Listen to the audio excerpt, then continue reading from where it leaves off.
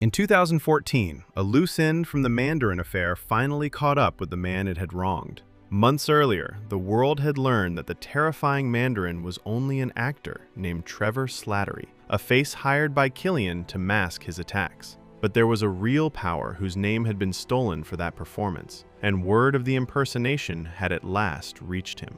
We met him long ago, back in the mountains of China. Shu Wenwu, the real master of the Ten Rings, the warlord who had ruled from the shadows for 1,000 years, the man who had once set his power down for love and picked it back up when that love was taken from him. His was the name AIM had stolen to dress up their attacks, and a man who had worn one identity for 10 centuries does not take kindly to a stranger borrowing it. Wenwu's men pulled Slattery out of his prison cell and brought the imposter to him, and the warlord fully intended to end the man who had made a joke of his legacy. But the actor was so ridiculous, so utterly harmless, that Wenwu found himself amused instead, and he kept Slattery around as a kind of court jester. The Ten Rings reclaimed their name without a fight.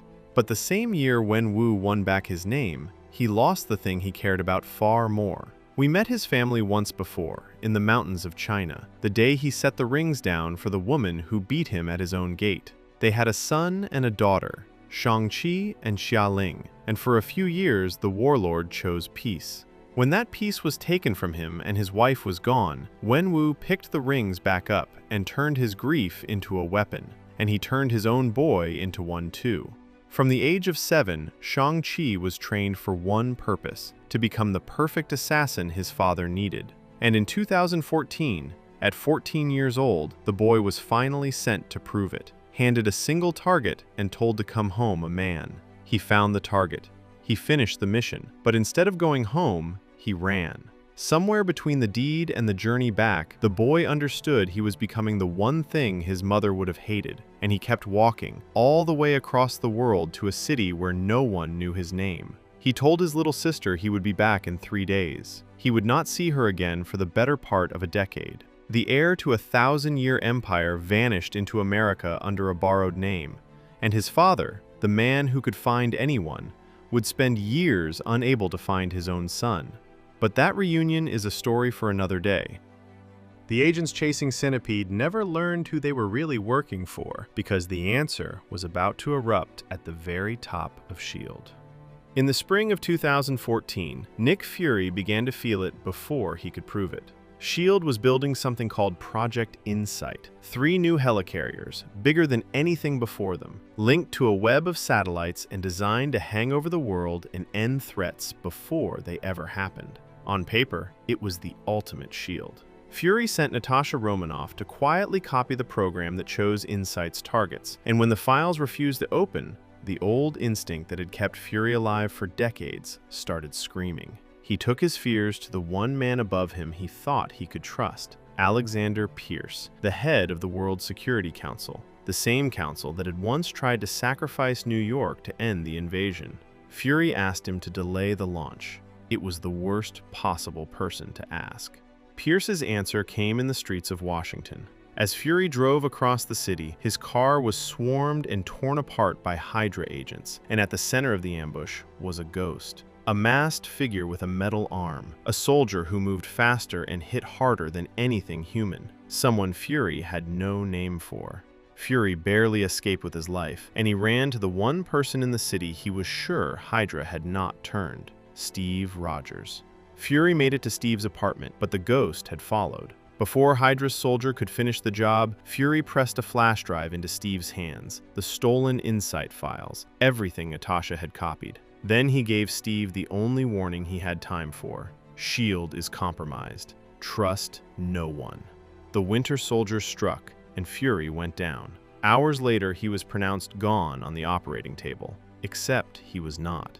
Fury had faked his own end, a doomed man's last trick to slip off the board while his enemies believed him buried, buying himself the freedom to hunt Hydra from the dark. But Steve did not know that yet. As far as Steve knew, the closest thing he had to a boss had just been taken out for handing him a flash drive, which meant Steve was now holding the most dangerous secret in the world, and he was holding it alone. With Fury gone, Pierce pulled Steve in and pressed him on what Fury had been doing and what he had said before the attack. Steve, warned to trust no one, gave him nothing. And in a breath, the most trusted soldier in the country was branded a fugitive by his own people. He was not alone for long. Natasha Romanoff, who had copied those very files for Fury and knew better than anyone how deep the rot ran, threw in with Steve, the two of them now running from the same organization they had both served. They found a friend along the way, a former pararescue airman named Sam Wilson, who had flown search and rescue with a winged pack that made him something no soldier had ever been: a man who could fly. Sam had left that life behind, but when Steve came knocking with the whole world against him, he strapped the wings back on and became the Falcon. 3 of them now, against everything. The flash drive led them to an old army base in New Jersey, the same Camp Lehigh where Steve had trained a lifetime ago, and in its basement they found a room full of ancient computers humming in the dark. We have seen these machines before. Back in 1972, the failing Hydra scientist Arnim Zola poured his mind into this very system rather than let his body take his secrets to the grave. And the parasite he became has been growing inside S.H.I.E.L.D. ever since. Now his preserved consciousness flickered awake to meet Steve and Natasha, and gloating from beyond the grave, Zola finally said the words out loud. Hydra never truly fell after the war. It crawled inside S.H.I.E.L.D. the day the organization was born, and it had been growing there ever since. Patient, invisible, feeding. For 70 years it had whispered the same promise into the century, that if the world could be made frightened enough, it would hand over its freedom for the illusion of safety. The parasite had finished eating its host. S.H.I.E.L.D. was Hydra, and had been for a very long time. The war had a personal knife buried in it, one that turned the whole fight into a tragedy for Steve. Steve cornered the truth about the masked ghost who had taken Fury down, the Winter Soldier, Hydra's perfect weapon, the phantom who had shaped the whole Cold War from the shadows. Under the mask was a face Steve knew better than his own, Bucky Barnes. The best friend he had watched fall from a train and mourned for 70 years was alive. Hydra had found his broken body, remade him, wiped his mind, and frozen him between missions for decades, thawing him only to point him at a target. His oldest friend had been turned into the very thing hunting him, and Bucky's eyes held no recognition at all. Behind all of it stood Alexander Pierce, the friendly face at the top of S.H.I.E.L.D., who was Hydra's true master in Washington. His inside helicarriers were never a shield. Zola had written an algorithm that could sift the data of every living person, their bank records, their messages, their voting, their whole digital life, and flag anyone who might ever stand in Hydra's way. Once the helicarriers rose, those weapons would erase over 20 million people in a matter of hours. Every potential threat to the new order wiped from the earth in a single morning, all of it sold to the public as protection. Stopping it meant tearing S.H.I.E.L.D. down to its foundations with their own hands. Steve, Natasha, Sam, and a returned Fury broke into the heart of the Triskelion, exposed Hydra's plot to every honest agent still left, and fought to reach the helicarriers before they could climb into position.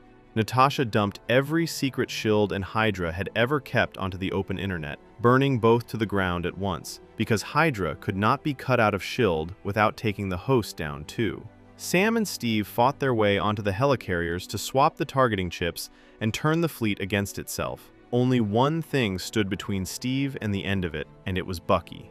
On the last helicarrier the two of them fought, the soldier and the ghost of his best friend, and Steve made a choice that should have ended him. He stopped fighting. He let his shield fall. He told Bucky he was with him to the end of the line, the same words from a life Bucky could not remember, and he let the man beat him rather than raise a hand against him.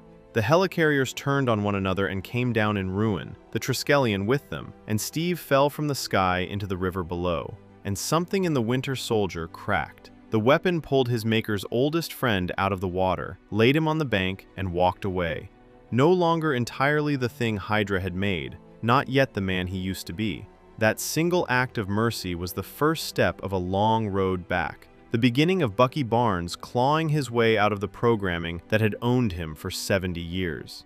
When the smoke cleared, S.H.I.E.L.D. was gone. The organization that had watched over this whole story, from the Tesseract to the Avengers to Coulson's quiet team, was exposed as rotten to its core and dismantled overnight. Every secret it had ever kept was loose in the world. The Shadows had been playing a 70-year game, and in the spring of 2014, they finally made their move in the open.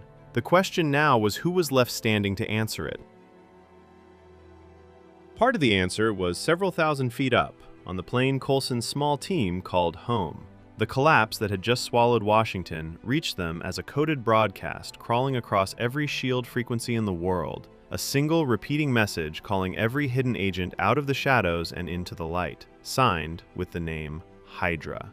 It was a wake-up call, in the most literal sense, an order for every sleeper inside S.H.I.E.L.D. to stop pretending. In the space of an hour, the organization stopped being a S.H.I.E.L.D. and became a knife fight in the dark, and the team learned that the rot they had been chasing all year ran through their own lives. Because the shadowy figure behind Centipede finally had a face. His followers knew him only as the Clairvoyant, and swore he could see anything, anywhere. A mind no secret could hide from. The truth behind the legend was John Garrett, a decorated veteran agent and the man who had trained Ward, and he gave himself away with a detail he could never have known unless he was the one pulling the strings. There was nothing psychic about him. He was a senior agent with high clearance, reading S.H.I.E.L.D.'s own files and dressing the knowledge up as magic. And his motive was the most personal one in the world. Garrett was quietly failing, kept alive by aging experimental implants, a man watching his own body shut down piece by piece. Everything, the Centipede soldiers, the stolen extremis, the whole hunt, had one true target. He wanted the secret that had brought Phil Coulson back. The miracle Coulson did not understand about himself was the prize another man was tearing the world apart to steal. The deeper cut was Ward. When the uprising came, the team's own specialist was offered a quiet chance to prove his loyalty by ending the captured Garrett, and instead, he turned his weapon on the loyal agents beside him and walked his true master out the door. Grant Ward had been Hydra from the day he joined the team, planted by Garrett himself. And every mission, every rescue, every act of friendship had been a performance. The great betrayal hollowing out S.H.I.E.L.D. had a miniature sitting at the team's own table the entire time. Before it was over, Ward showed them exactly what he was. Fitz and Simmons had locked themselves inside the plane's sealed medical pod to hide from him, and rather than break the door down, Ward simply dumped the entire pod out of the aircraft and into the ocean. It sank with them inside it. Trapped on the seabed, the two of them worked out their one chance: blow the window open and swim for the surface. Except the pod held only a single emergency air supply. Fitz pressed it on Simmons and refused to take it back. She blew the window, took her breath, and hauled the man who had just given his up all the way to open air. He lived, but the oxygen his brain went without cost him dearly, and the brilliant young engineer would never be quite the same again. The counterattack came with a ghost at its head. Nick Fury, officially gone and unofficially very much not, walked back into the fight and stood with Coulson's team as they cornered Garrett and his private army. May settled her account with Ward hand to hand and left him in custody. Garrett's stolen upgrades were not enough to save him, and the Clairvoyant's long hunt ended with nothing to show for it. What remained afterward was almost nothing, and that was the point. S.H.I.E.L.D. was officially finished, dissolved, outlawed as a criminal organization by the very governments it had protected. But before Fury vanished into the dark to hunt what was left of Hydra, he made one last appointment. He handed Coulson a small case, a toolbox holding the bones of everything S.H.I.E.L.D. had been, and gave him the job no one else could be trusted with: director. Not of the fallen giant, but of whatever came next, rebuilt in secret, from nothing, one honest agent at a time. The world believed S.H.I.E.L.D. was gone. In truth, it had shrunk to a handful of people on a battered plane, led by a man the world had already mourned once. And the man now carrying that burden had one more thing stirring inside him.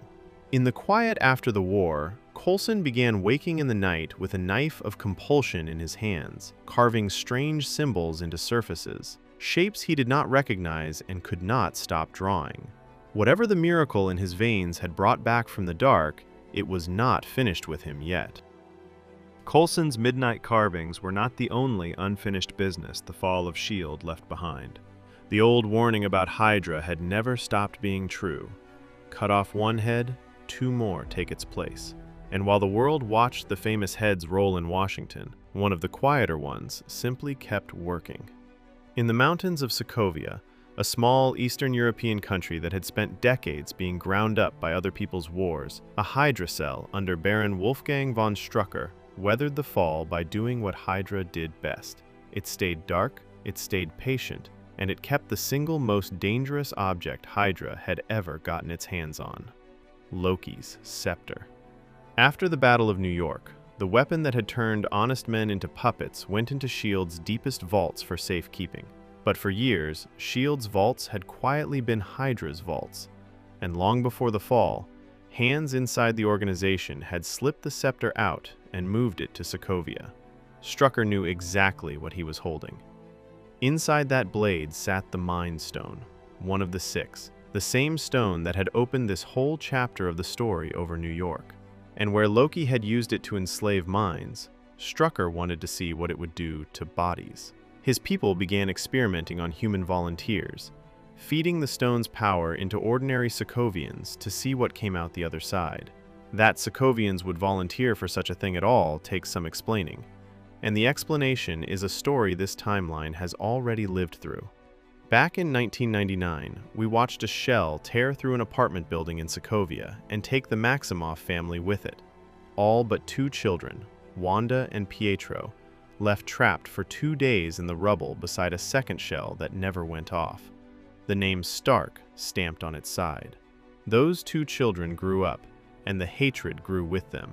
They came of age in Sokovia's protests and riots, blaming that name for everything their country had lost. And when recruiters came promising ordinary people the power to protect their home and punish the ones who had wounded it, the Maximoff twins were the first in line. They did not walk into Hydra's fortress as victims. They volunteered, eyes open, out of love for Sokovia and hate for Tony Stark. The experiments consumed the people they were meant to elevate, and volunteer after volunteer went into the stone's fire and did not come back out, except 2. Pietro emerged faster than the eye could follow, a young man who could cross a room between heartbeats. And with Wanda, the stone found something already waiting. Whatever had been sleeping in that girl since birth, the Mind Stone reached out and woke it. And in the middle of one experiment, the stone itself drifted free of the scepter and showed her something no one else could see. A figure crowned in red, immense and impossible, wearing her own face. A glimpse of the thing she would one day become, though she had no name for it yet. The world would come to know it as the Scarlet Witch. The vision knocked her out cold, and the scientist locked her in her cell and pretended the readings made sense.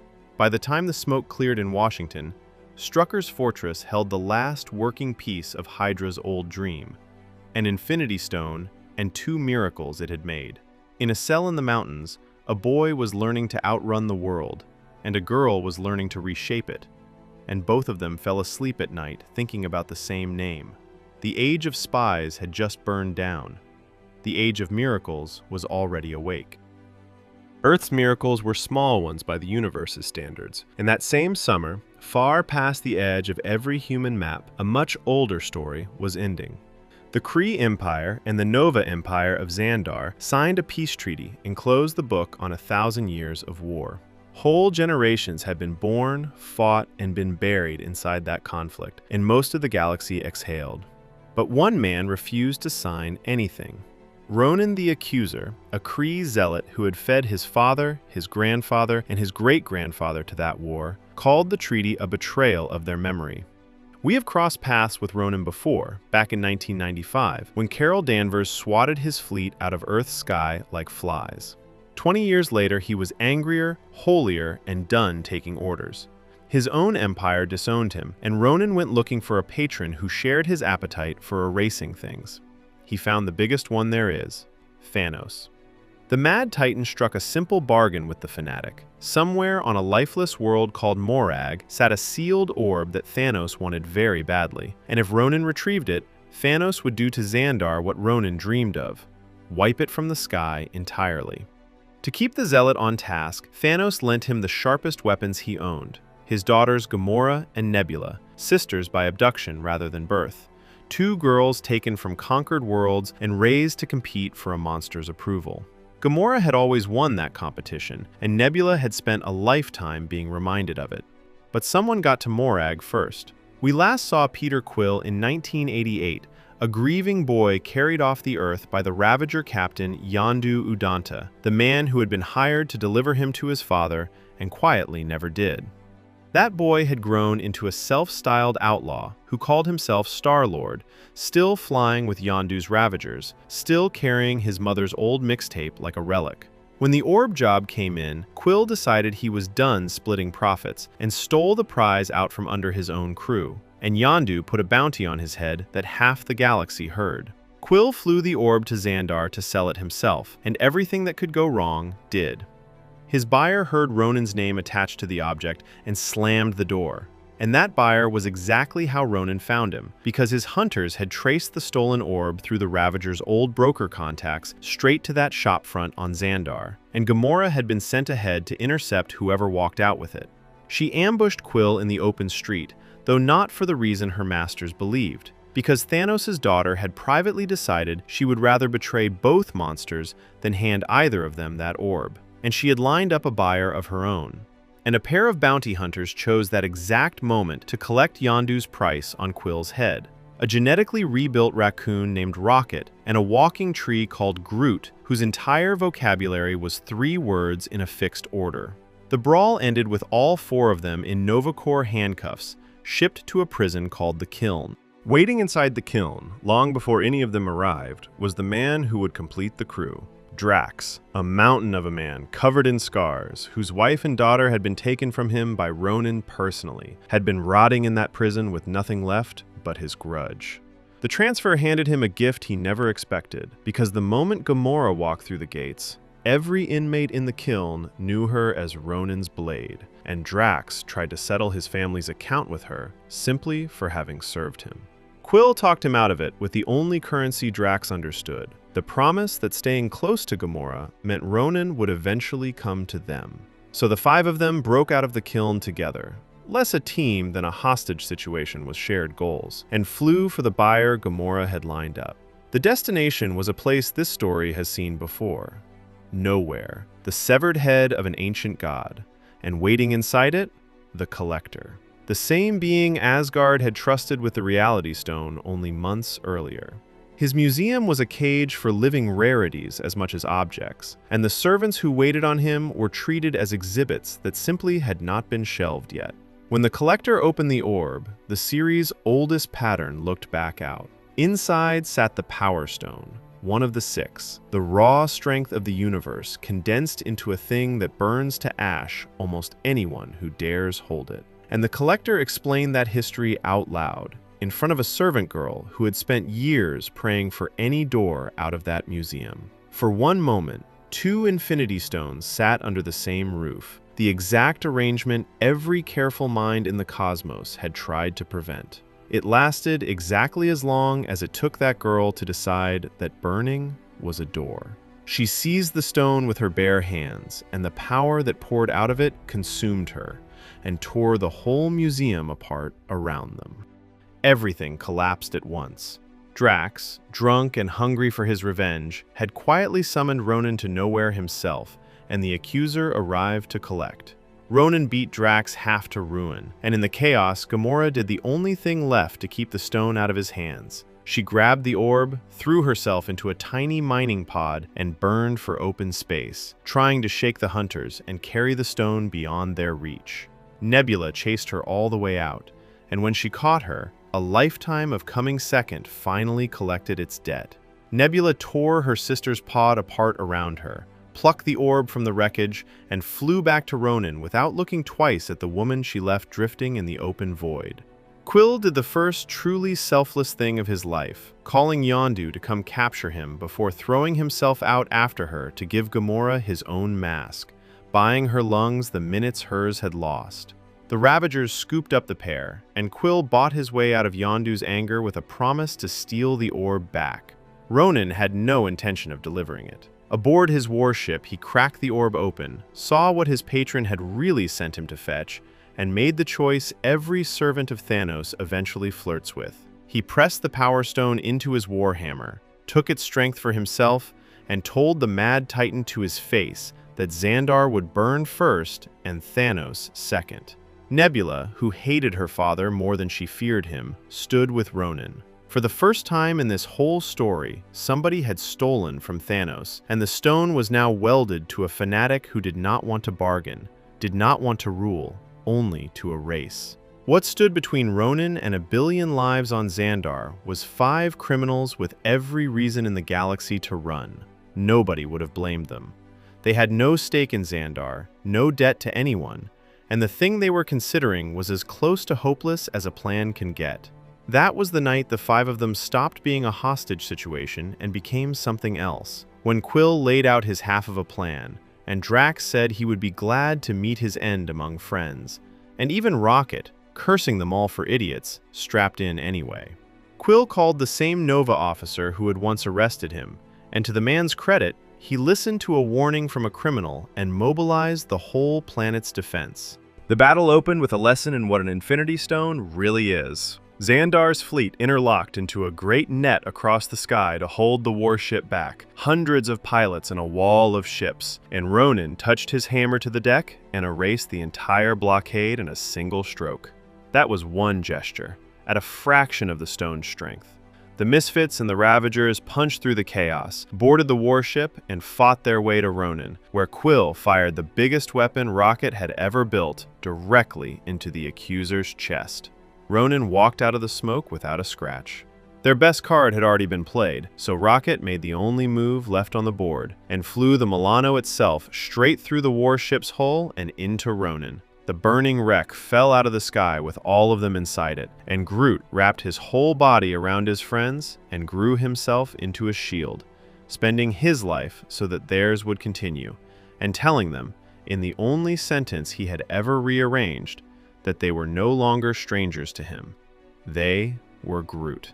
On the ground, with Ronan one gesture away from ending the world, Quill bought the crucial seconds the only way a man raised on a mixtape knows how, by dancing at the warlord like a lunatic while Rocket and Drax burned down the hammer. The freed stone hit the dirt. Quill grabbed it with his bare hand, and it began erasing him on the spot, until Gamora's hand closed around his, and Drax's, and Rocket's. 4 outlaws splitting a burden meant to be unsurvivable for one, and together they turned the stone's own fury on Ronan until nothing of him remained. The aftermath rewrote the board, and the first order of business was an old debt. Yondu came to collect the orb Quill had promised him, and Quill, standing in the wreckage of a battle he had barely survived, handed the Ravager captain a sealed container without a fight. Yondu flew off satisfied, remarking to his crew that it turned out well that they never delivered that boy to his father all those years ago, and somewhere in deep space he opened his prize to find a troll doll grinning up at him, because the real stone had never left Quill's hands, and Peter Quill remains Peter Quill. That stone went where Gamora had wanted it from the start. Quill handed it to the Nova Corps, who sealed the Power Stone in a high-security vault on Xandar, and it is worth pausing on the map this leaves. The Space Stone sits in Asgard's vault. The Reality Stone sits with the Collector. The Mind Stone sits in a Hydra fortress in Sokovia, humming over 2 sleeping miracles. And now, the Power Stone sits on Xandar. 4 of the 6, scattered across the cosmos in separate hands, exactly the arrangement the careful minds of the universe keep choosing. Scattered is safe. Hold on to that. The Nova Corps quietly told Quill something stranger before the 5 walked free. The tests said he was only half human. His father was something ancient, something their records had no name for. We know exactly who. Quill does not. That meeting is still coming. The 5 outlaws walked away with their records wiped, a rebuilt ship, a flower pot on the dashboard where a twig of Groot was already growing back into himself, and a name Ronan had spat at them as an insult: the Guardians of the Galaxy. The name stuck. Only weeks after Ronan's insult became their title, the Guardians of the Galaxy were heroes for hire, and business was good enough to be dangerous. A golden, genetically perfect race called the Sovereign hired them to guard priceless batteries from a monster between dimensions, and the payment was personal. The Sovereign's own prisoner, Nebula, caught stealing those same batteries after she fled Xandar. The job went perfectly. The exit did not, because Rocket quietly stole a bag of the batteries on the way out, and the most easily offended civilization in the galaxy launched a drone fleet after them. What saved the Guardians was not skill. Their ship was falling apart when a single small craft slid in behind the drones and wiped the entire fleet from the sky. And its pilot followed them down to the planet where they crashed, stepped out, and told Peter Quill he was his father. We have known that man's name since the 1980s. Ego. The living planet, the being who built himself a human face, walked into a Missouri town and left Meredith Quill with a son and a sickness she never knew he planted. For 30 years of this timeline, that secret has been waiting, and now it walked up to Peter wearing a warm smile and open arms. Peter, who had spent his whole life aching for exactly this knock on the door, agreed to fly home with him, out past the edge of the charts to the planet Ego called his own. Gamora and Drax went along, and so did Mantis, Ego's servant, a nervous empath raised in isolation who could read feelings with a touch and flinched a little too often for a woman with nothing to hide. Rocket stayed behind to patch the damage the Sovereign drones had done to the ship and to keep an eye on Nebula, which put the thief, the toddler, and the angriest woman in the galaxy on one small vessel together. On Ego's world, Peter got the one thing he had wanted his whole life, a father who wanted him back, and the inheritance that came with it. Ego showed him how to wield the light of a celestial, and for a few golden days, Peter believed he had found a home he would never age out of and never lose. It was the happiest he had ever been, which is usually the moment this kind of story springs its trap. The Sovereign, meanwhile, wanted their revenge handled by professionals, and the professional they hired was Yondu. His clan took the contract because they needed it, and here the timeline pays an old debt, because we finally learn why the other Ravager captains had cast Yondu out years ago. His crime was delivering children. Dozens of them, collected from across the galaxy and flown to the same client, and that client was Ego. The job that damned Yondu among his own people, and the boy he refused to deliver, were one and the same story. Yondu's clan tracked the half of the team that had stayed behind, Rocket and Groot and the captive Nebula, and cornered them where they had set down to make repairs. But when the moment came to grab Rocket and chase down Peter, Yondu hesitated over handing anyone to the people who wanted the Guardians gone, and his own men read that hesitation as weakness. A mutineer called Taserface led an uprising, helped by Nebula, who bought her freedom by taking out the fin that steers Yondu's arrow. The mutineers took the ship and threw their old captain in a cell, and they locked Rocket in there with him. That cell turned out to be the mistake that undid them. Two creatures who had spent their whole lives being built, used, and discarded by the ones who made them sat in the dark together. And under all the insults, they finally recognized each other. They were not so different, the raccoon and the blue man, both of them meaner than they needed to be, because the alternative was admitting how much they hurt. One Ravager aboard had never turned on Yondu, a loyal soul named Kraglin, and with Baby Groot's help, he slipped them the one weapon that could turn the whole ship. Yondu's arrow answered to a whistle, and once it was in the air, the mutiny was over in the time it took him to walk the corridors. With his ship his own again, Yondu set course for Ego's planet, Rocket and Groot and Kraglin beside him, while far ahead of them, Nebula was already burning toward the same world, hunting the sister she had left drifting in space. The fight the sisters finally had was the one their whole childhood had been building toward, and when Gamora had Nebula beaten and spared her anyway, the truth underneath came out. Every time they had sparred as girls, Thanos had punished the loser, and the loser was always Nebula. And his punishment was to pull a piece out of her and replace it with machine.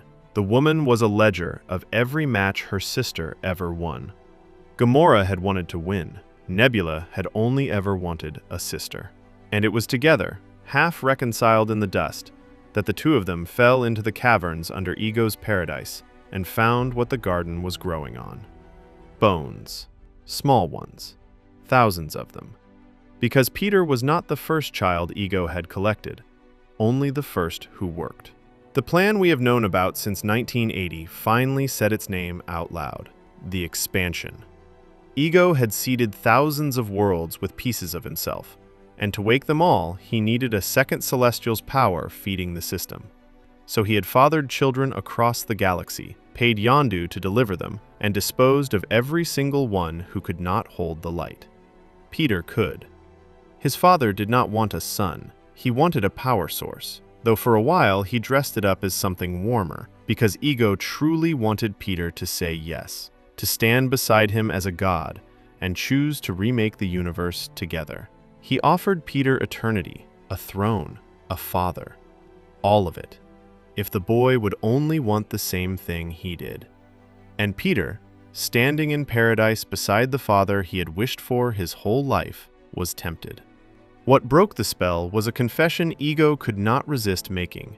He admitted that the sickness which took Meredith Quill had been his own doing, a tumor he placed in her skull because he loved her enough to fear she would tie him to Earth. Peter heard the man offering him the universe confess to ending his mother, and he turned his weapons on his own father. Whatever the light was worth, he was his mother's son first, so Ego stopped asking. He no longer needed Peter willing. The planet itself rose up and seized him, restraints of living matter growing around his body and locking his hands into the glowing core, turning the sun into a conduit while the seedlings Ego had planted on 1,000 worlds began breaking the surface, ready to swallow every one of those skies at once. Everyone still loyal to Peter converged on the same nightmare at once. Yondu's ship reached the planet and tore down through its crust. Gamora and Nebula climbed up out of the caverns of bones, and Mantis made the choice that decided everything. For years she had been Ego's servant, the empath whose only job was to sing the sleeping god to rest, too frightened of him to do anything else. Now, with the man she had come to care about strapped into the core, she warned the Guardians what Ego truly was, and threw her lot in with them. Reunited at last inside the collapsing paradise, the Guardians turned Mantis's one talent into their whole plan. She seized Ego's mind and forced him under, holding the god asleep with everything she had, while Rocket built a device out of the stolen Sovereign batteries, and Baby Groot carried it down into the brain of the world to end the thing from the inside. Peter spent his last minutes as a Celestial fighting his father with his father's own light, buying time. And when the charge went off, Ego ended. The paradise began collapsing into the void, and the light in Peter guttered out with its source. He was mortal again, and the whole world was collapsing around him with no way out. The Guardians made their own escape as the paradise came apart, but Peter was still deep inside it, and there was only one flyer who could reach him. Rocket strapped an arrow rig onto Yondu, the same kind of jet Rocket used to fly, and Yondu dove back down into the collapsing planet after the boy. He found Peter in the ruin and had exactly one spacesuit between them. He put it on Peter. There was never a version of that moment where he kept it for himself. As the two of them rose out of the collapsing world and into the black, Yondu told the boy the only thing left to say, that Ego may have been his father, but he was never his daddy. And the void quietly took the Ravager while Peter beat his fists against a truth he had understood 20 years too late. They gave Yondu a Ravager's farewell, his ashes scattered into the stars, and as the small crew stood in their grief, the sky outside filled with ships. Every Ravager clan in the galaxy had heard what Yondu Udonta did, and they arrived in formation and lit the dark with the colors, the fireworks salute reserved for their own, the exile revoked in the only way that matters. Kraglin inherited the arrow and a fin to learn it with. Nebula embraced her sister and left anyway, because she had one name left on her list, and that name is Thanos. And Peter Quill walked away from the year, having lost a god's inheritance and both of his fathers, keeping only the one thing that turns out to matter in this story, the knowledge of which of those two men had actually raised him. Far away, in a golden throne room, the humiliated priestess of the Sovereign stood over a new kind of birthing pod, growing the perfect being she intended to end the Guardians with. And she already had his name picked out. Adam. Remember that one too.